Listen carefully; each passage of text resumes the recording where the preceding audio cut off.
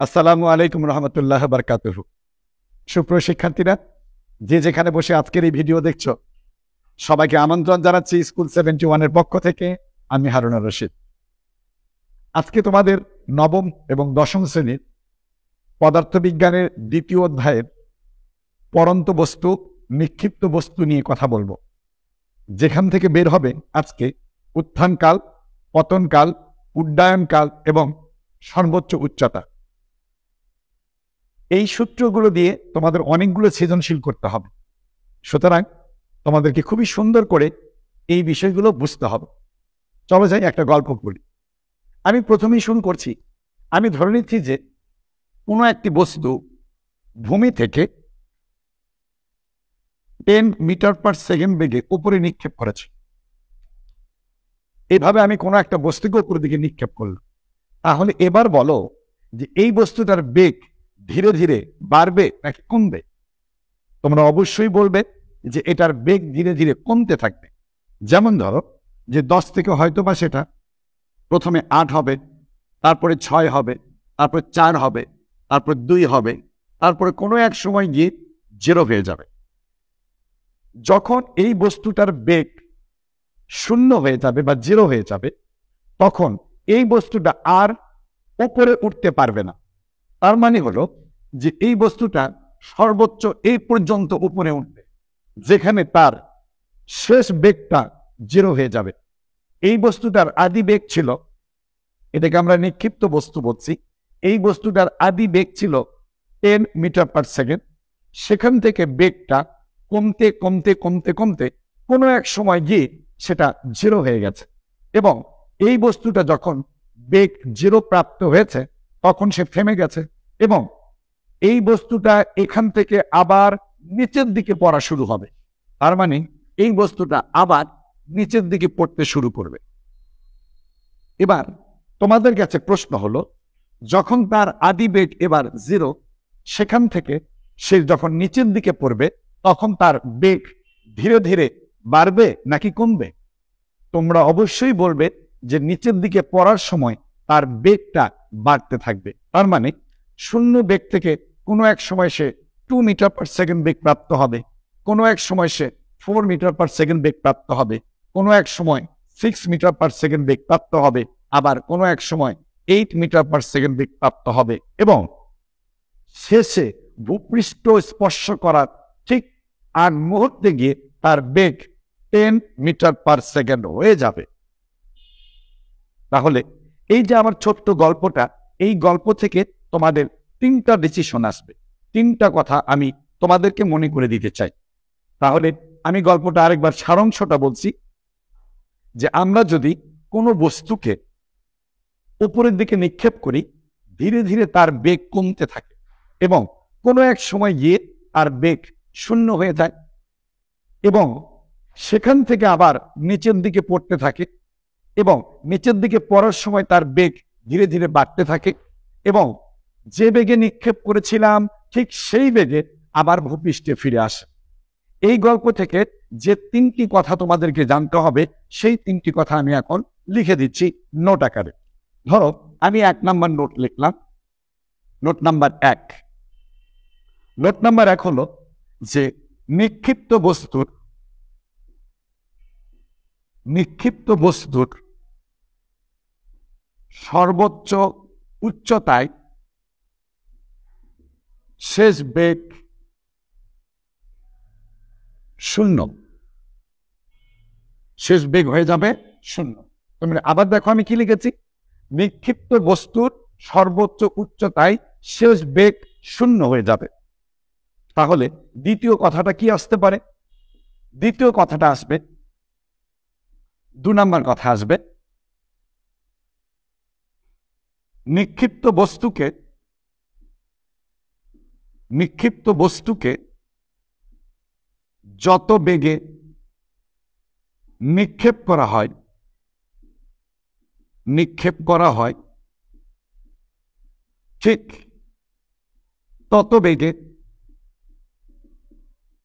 তত বেগে ফিরে আসে। এটা ছিল আমার 2 নাম্বার কথা। 2 নাম্বার কথা কি বললাম? যে নিক্ষিপ্ত বস্তুকে যত বেগে ওপরে নিক্ষেপ করা হয় ঠিক তত বেগে ফিরে আসে। এটা ছিল হলো 2 নাম্বার কথা। এরপর আসো 3 নাম্বার কথা। নিক্ষিপ্ত বস্তু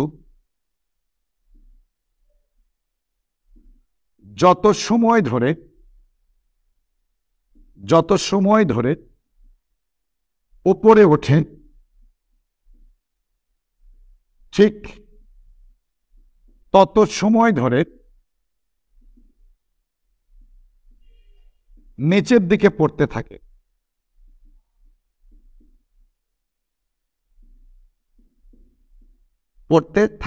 এই ছিল আমাদের 3টি কথা। আমি যে ছোট্ট গল্পটা বলেছিলাম সেখান থেকে আমাদের 3টি কথা। এই 3টি কথা তোমাকে মনে রাখতে হবে। নাম্বার 1, নিক্ষিপ্ত বস্তুর সর্বোচ্চ উচ্চতায় শেষ বেগটা 0 হয়ে যায়। 2 নাম্বার কথাটা হলো যে নিক্ষিপ্ত বস্তুকে যত বেগে নিক্ষেপ করা হয় ঠিক তত বেগে ফিরে আসে। 3 নাম্বার কথাটা হলো নিক্ষিপ্ত বস্তু যত সময় ধরে উপরের দিকে ওঠে ঠিক তত সময় ধরে নিচের দিকে পড়তে থাকে। তার মানে হলো এই 10 মিটার পার সেকেন্ড বেগ থেকে শুরু করে যত সময় সে শূন্য বেগ প্রাপ্ত হয় ঠিক এইরকম ভাবেই শূন্য বেগ থেকে 10 মিটার পার সেকেন্ড বেগে আসতে তার একই সময় লাগে। তাহলে এই দুটো সময় সমান। এবং তোমরা দুটি শব্দের সঙ্গে একটু পরিচয় হওয়া দরকার। 1, এই নিক্ষিপ্ত বস্তু যত সময় ধরে উপরের দিকে ওঠে সেই সময়ের নাম বলছি আমরা উত্থানকাল। আবার এই বস্তুটা যত সময় ধরে নিচের দিকে পড়তে থাকে সেই সময়ের নাম বলছি আমরা পতনকাল। এবং আমরা এই দুটাকে যোগ করে পাবো উড্ডয়নকাল। তাহলে আমাদের 4 নাম্বার কথা হবে। 4 নাম্বার কথাটা কি হবে আমাদের? তাহলে 4 নাম্বার কথাটা হবে হলো উত্থানকাল সমান পতনকাল। আসলে এটা 3 নাম্বারের সারাংশ কথা। 3 নাম্বারে আমরা বলেছিলাম যত সময় ধরে উপরের দিকে ওঠে ঠিক তত সময় ধরে নিচের দিকে পড়ে। তাহলে আমরা এই কথাটা বলতে পারি উত্থানকাল সমান পতনকাল। এবং 5 নম্বর কথাটা হবে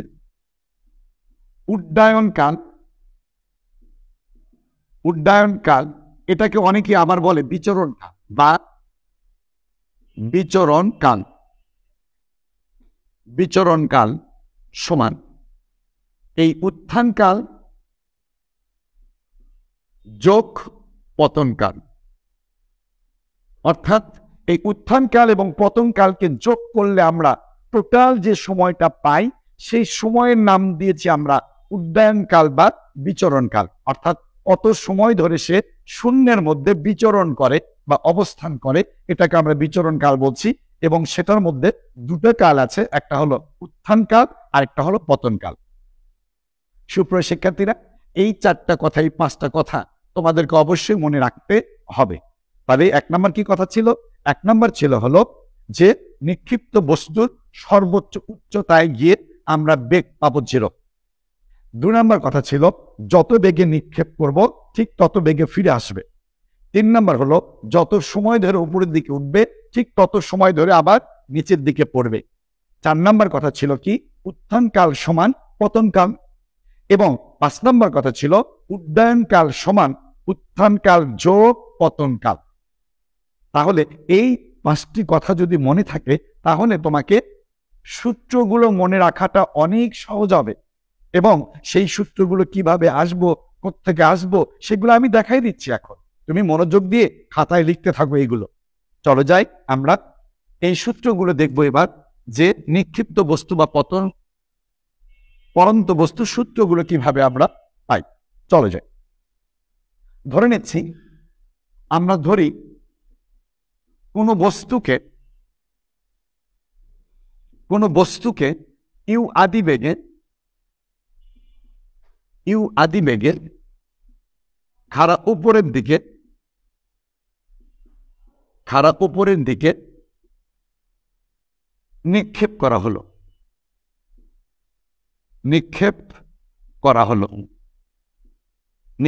হলো। বস্তুটি t1 সময়ে সর্বোচ্চ উচ্চতায়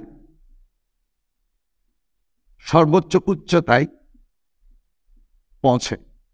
ওকে, আমরা ধরে নিচ্ছি যে কোনো একটা বস্তুকে ইউ আদি বেগে খাড়া উপরের দিকে নিক্ষেপ করলাম। ধরো আমার এই কলমটাকে আমরা খাড়া উপরের দিকে নিক্ষেপ করেছি, একদম উপরের দিকে নিক্ষেপ করলাম, এবং এই বস্তুটা t1 সময়ে তার সর্বোচ্চ উচ্চতায় গেল।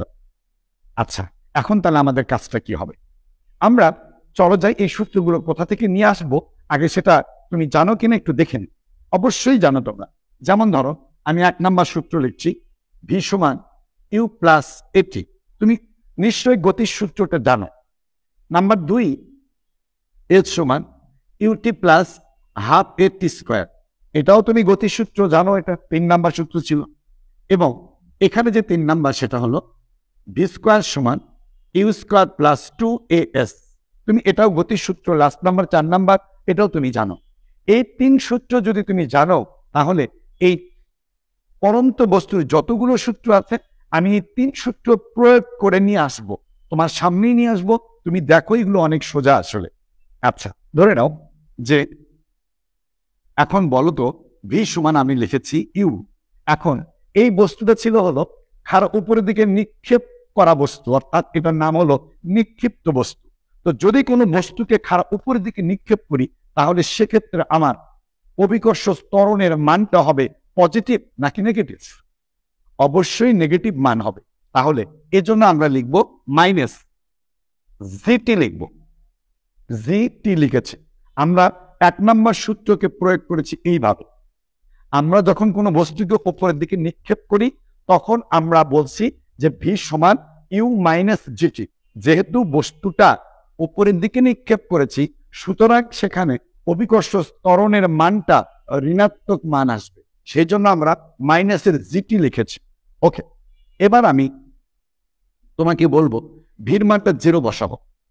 এখন তুমি বলো যে আমাদের ওই 5টা পয়েন্ট তোমার মনে আছে কিনা, যে নিক্ষিপ্ত বস্তুর সর্বোচ্চ উচ্চতায় শেষ বেগ 0। আমি কিন্তু শেষ বেগটা 0 লিখেছি, তার মানে এটা কোথায়? সর্বোচ্চ উচ্চতায়। এবং সর্বোচ্চ উচ্চতা যদি হয় তাহলে আদি বেগ অবশ্যই আছে, এবং মাইনাস জি লিখেছি আমরা। এবার বলো আমরা এখানে বস্তুটা t1 সময়ে সর্বোচ্চ উচ্চতায় পৌঁছে, তার মানে এখানে সময় হবে হলো t1। অর্থাৎ আমি বলতে চাই যে t1 সময়ে বস্তুটা যেহেতু সর্বোচ্চ উচ্চতায় গিয়েছে, সেখানে সর্বোচ্চ উচ্চতায় ভির মানটা কত হবে? 0 হবে। তাহলে এবার এসো যে আমরা t1 সমান ইউ লিখতে পারি কিনা। এটা এই পাশে নিয়ে আসছি, প্লাসের হয়ে গেছে। তাহলে এবার আমরা অতএব t1 সমান কি লিখতে পারি? ইউ ডিভাইডেড বাই জি লিখতে পারি। ইউ ডিভাইডেড বাই জি লিখতে পারি। তাহলে এটাই ছিল আমার উত্থান কাল। এটা ছিল, নাম কি ছিল? উত্থান কাল। তাহলে আমরা লিখব উত্থান কাল t1 সমান ইউ ডিভাইডেড বাই জি। অসংখ্যবার তোমার অঙ্কের মধ্যে এই সূত্রটাকে প্রয়োগ করতে হবে, অসংখ্যবার। তাহলে উত্থান কাল সমান ইউ ডিভাইডেড বাই জি। এই উত্থান কাল তুমি নোট 4 নম্বরে দেখেছিলে উত্থান কাল সমান পতন কাল। তার মানে উত্থান কাল যদি ইউ ডিভাইড বাই জি হয়, তাহলে অবশ্যই পতন কালটাও হবে ইউ ডিভাইডেড বাই জি। অর্থাৎ আদি বেগ এবং এই যে অভিকর্ষ ত্বরণের অনুপাত আমরা দিয়ে আমরা উত্থান কাল অথবা পতন কালটা বের করতে পারবো। সুপ্রিয় শিক্ষার্থীরা, আমার মনে হয় যে এটা অনেক ইজি ব্যাপার ছিল। এই যে এখান থেকে শুরু করে এই পর্যন্ত দেখো, লক্ষ্য করো, আমি একদম গতির 1 নম্বর সূত্রটা ইউজ করেছি এখানে। তারপর সর্বোচ্চ উচ্চতায় বেগটা 0 বসিয়ে দিয়েছি, এবং সর্বোচ্চ উচ্চতায় পৌঁছেছিল সে t1 সময়ে। আমরা জিটিটাকে এই পাশে নিয়ে আসছি। t1 ইকুয়াল টু আমরা পেয়ে গেছি ইউ ডিভাইডেড বাই জি, অর্থাৎ উত্থান কাল সমান ইউ ডিভাইডেড বাই জি। ঠিক এইভাবে আমরা আরো 2টা সূত্রের প্রয়োগ করব। একটা হলো s equal to u t plus half a t square, এবং অপরটি হলো আমাদের ভি স্কোয়ার সমান ইউ স্কোয়ার প্লাস 2as। এই সূত্রটাকে ইউজ করবো আমরা। চলো যাই, এবার আমরা 2 নাম্বারটা একটু দেখে নিই। এখন আমি তোমাকে এই 2 নাম্বার সূত্রটা ইউজ করতে বলছি। চলো যাই, s equal to u t plus half a t square. আমি ওটা লিখে তারপর তোমাকে আবার বুঝাই দিচ্ছি। চলো যাই, এখন বলো তো, এখানে আমরা কোনো একটা বস্তুকে যদি উপরের দিকে নিক্ষেপ করি, সেক্ষেত্রে আমাদের অতিক্রান্ত দূরত্ব বা অতিক্রান্ত সরণটা আমরা এস দিয়ে প্রকাশ করব নাকি এইচ দিয়ে প্রকাশ করব? অবশ্যই উপরের দিকে যেহেতু এটা, সুতরাং হাইট নিয়ে আমরা কাজ করছি, সুতরাং আমরা এস না লিখে এটাকে এইচ লিখবো। Okay fine, H equal two আমরা লিখবো ইউটি, প্লাস লিখবো না মাইনাস লিখবো বলো এবার? অবশ্যই মাইনাস লিখবো, যেহেতু নিক্ষিপ্ত বস্তু ছিল উপরের দিকে যাচ্ছে। তাহলে আমরা মাইনাস হাফ এ লিখবো না জি লিখবো? অবশ্যই জি লিখবো এখানে। এই যে আমরা জি লিখেছি আর স্কোয়ার লিখলাম। সুপ্রিয় শিক্ষার্থীরা, দেখো তুমি এখন খুবই সহজে তুমি এই সূত্র থেকে এই সূত্রে কনভার্ট করতে পারবে বা রূপান্তরিত করতে পারবে তুমি। তাহলে এবার এসো আমরা একটা লাইন লিখবো, আমরা এইচ ইকুয়াল টু 0 লিখবো। এখন কেন, কোন ক্ষেত্রে এইচ এর মানটা 0 বসিয়েছি সেটা আমি তোমাদেরকে স্পষ্ট করে বুঝাই দিচ্ছি। ধরো তুমি একটি বস্তুকে উপরের দিকে নিক্ষেপ করলে এবং সেই বস্তুটা আবার ফিরে তোমার হাতেই চলে আসলো। একটি বস্তুকে তুমি উপরের দিকে নিক্ষেপ করেছো হাত থেকে এবং বস্তুটা আবার তোমার হাতে ফিরে এসেছে। তাহলে তুমি আমাকে বলো যে কোনো বস্তু যদি তোমার হাত থেকে উপরে ছুঁড়ে দাও আর ওই বস্তু যদি আবার তোমার হাতেই ফিরে আসে, তাহলে বস্তুটির সরণ কত হয়? 0 হয়। সরণ কত হয়? 0 হয়। এখন প্রশ্নটাকে আমি যদি এখানে এই পরন্ত বস্তুর ক্ষেত্রে তোমাকে প্রশ্ন করি, তাহলে তোমাকে আমি এইভাবে প্রশ্ন করে বুঝাই দিচ্ছি। ধরো কোনো একটি বস্তুকে উপরের দিকে নিক্ষেপ করলাম, আমি তোমাকে বলে দিলাম যে এই বস্তুটা উপরে উঠে হলো 5 সেকেন্ড সময় লাগে। তার মানে আমি বলতে চাই উত্থান কাল 5 সেকেন্ড। 5 সেকেন্ড হলো উত্থান কাল। তাহলে তুমি বলো তো দেখি এর পতন কাল কত হবে? এর পতন কাল হবে আবার 5 সেকেন্ড। তাহলে এবার বলো যে এই বস্তুটার উড্ডয়ন কাল কত বা বিচরণ কাল কত? অবশ্যই 10 সেকেন্ড হবে। আচ্ছা, এবার এই 3টা কথা বলে দেওয়ার পর চতুর্থবার তোমাকে আমি প্রশ্ন করছি। আমি আবারও বলছি, 1 নাম্বার বলেছি কোনো একটা বস্তুর উত্থান কাল 5 সেকেন্ড, পতন কাল 5 সেকেন্ড এবং উড্ডয়ন কাল বা বিচরণ কাল হলো 10 সেকেন্ড। আমার প্রশ্ন হলো শেষে যে বিচরণ কাল শেষে বা উড্ডয়ন কাল শেষে এই বস্তুটার সরণ কত? অবশ্যই 0 হবে সরণ। সরণ কত হবে? 0 হবে। তাহলে ডিয়ার পিচ্ছিরা, যে বস্তুটা ভূমি থেকে উপরে গেল আবার ভূমিতেই ফিরে আসলো, তাহলে সেই বস্তুটার সরণ হবে 0। কিন্তু সেটা কত সময় পর? এই ক্ষেত্রে হলো আমার 10 সেকেন্ড পর, 10 সেকেন্ড পর ফিরে এসেছে। তাহলে 10 সেকেন্ড পরে যদি ফিরে আসে, তাহলে 10 সেকেন্ড পরে গিয়ে তার সরণ হয়েছে 0। তাহলে আমরা এই ইকুয়াল টু 0 কখন লিখব? যখন এই বস্তুটার উড্ডয়ন কাল শেষে হবে, অর্থাৎ এইটিটা হবে উড্ডয়ন কাল, অর্থাৎ উত্থান কাল যোগ পতন কাল। সেই উড্ডয়ন কাল বা বিচরণ কালকে আমরা বড় হাতের টি দ্বারা প্রকাশ করে থাকি এবং এখানে হবে হাফ জি, অবশ্যই বড় হাতের টির উপরে স্কোয়ার। কেন লিখেছি? যেহেতু এইচ এর মানটা 0 লিখেছি, তার মানে আমাকে বুঝতে হবে এটা কোন সময়। এটা হলো উড্ডয়ন কাল, তার মানে মোট সময়, বিচরণ কাল বা উড্ডয়ন কাল, সেইটিকে আমরা বড় হাতের টি দ্বারা প্রকাশ করে থাকি। তাহলে এবার এসো এটাকে যদি এই পাশে নিয়ে আসি, হাফ জি টি স্কোয়ার সমান ইউটি হবে। এবার আমি একটা করে টি দুই পাশ থেকে কেটে দিব, তাহলে কি থাকে আমার? হাফ জি, একটা টি থাকবে, এখানে শুধুমাত্র ইউ থাকবে।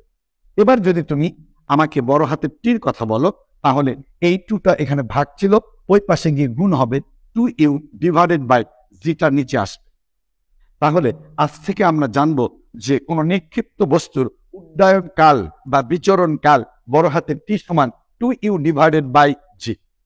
2u ডিভাইডেড বাই জি, এটা ছিল আমাদের 2 নাম্বার সূত্র। এইটার পরন্ত বস্তুর 2 নাম্বার সূত্রে বড় হাতের টি সমান 2u ডিভাইডেড বাই জি। তুমি এটাকে অন্যভাবেও বের করতে পারো। যদি তুমি একটু মাথা খাটাও, তাহলে তুমি এটাকে আর একটু সহজ করে উপস্থাপন করতে পারবে। আমি সেই বুদ্ধিটাও শিখে দিচ্ছি তোমাকে, তুমি আমারটা একটু দেখো। তুমি বলেছিলে যে উত্থান কাল সমান পতন কাল, তাই না? তাহলে উত্থান কাল সমান পতন কাল সমান, তুমি 1 নম্বর সমীকরণ যেটা বের করেছিল সেখানে উত্থান কাল সমান ছিল ইউ ডিভাইডেড বাই জি। তাহলে উত্থান কাল সমান পতন কাল সমান ইউ ডিভাইডেড বাই জি। এবং তুমি লিখেছিলে যে উদ্যায়ন কাল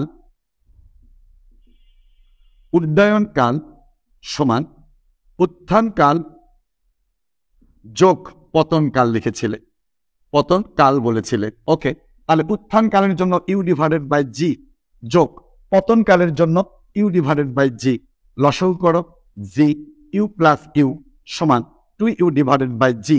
তার মানে উড্ডয়ন কাল বড় হাতের টি সমান 2u ডিভাইডেড বাই জি। আমার তো মনে হয় আমার পিচ্ছি স্টুডেন্টরা আমার মনে হয় যে এটাই গ্রহণ করবে, এটাই তাদের কাছে সহজ মনে হবে। তুমি কোনভাবে আসবে এটা আসলে তো পরের হিসাব।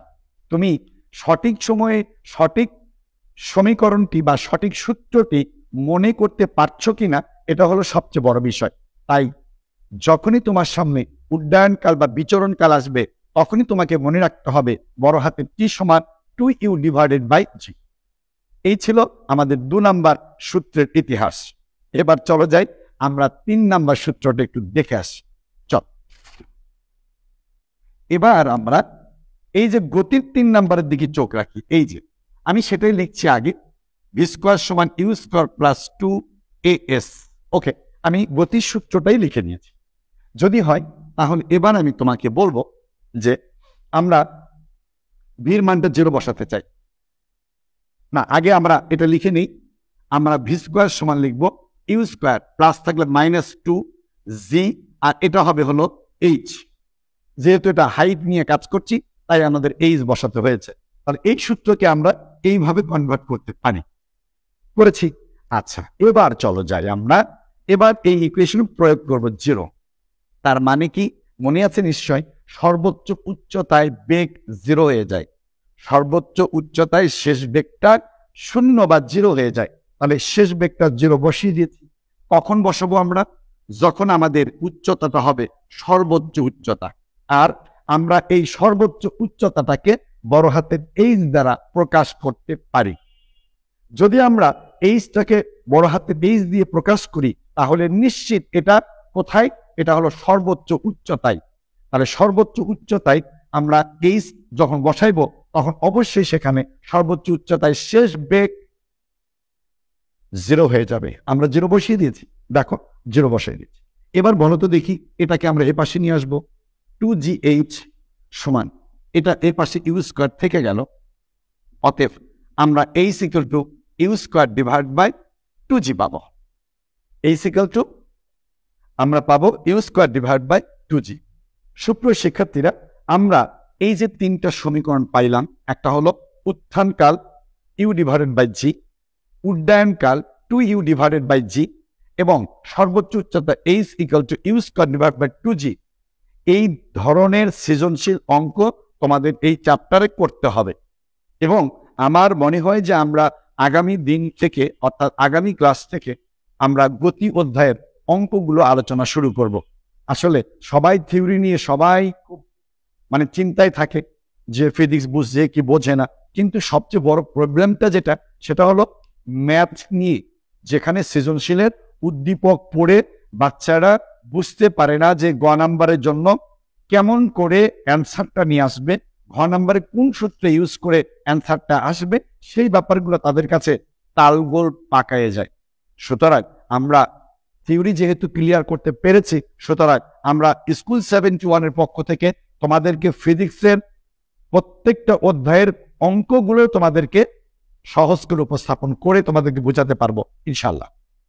সুপ্রিয় শিক্ষার্থীরা, তাহলে আমরা আজকে পরন্ত বস্তু, নিক্ষিপ্ত বস্তুর ক্ষেত্রে আমরা উড্ডয়নকাল, উত্থানকাল, পতনকাল, সর্বোচ্চ উচ্চতা, এগুলো যে সূত্রগুলো আলোচনা করলাম, এই সূত্রগুলো তোমরা খাতায় লিখে মনে রাখো এবং আগামী ক্লাসে অঙ্ক করার জন্য খাতা কলম আর ক্যালকুলেটর নিয়ে রেডি থেকো। এই প্রত্যাশায় আজকের মতো বিদায় নিচ্ছি। আল্লাহ হাফেজ।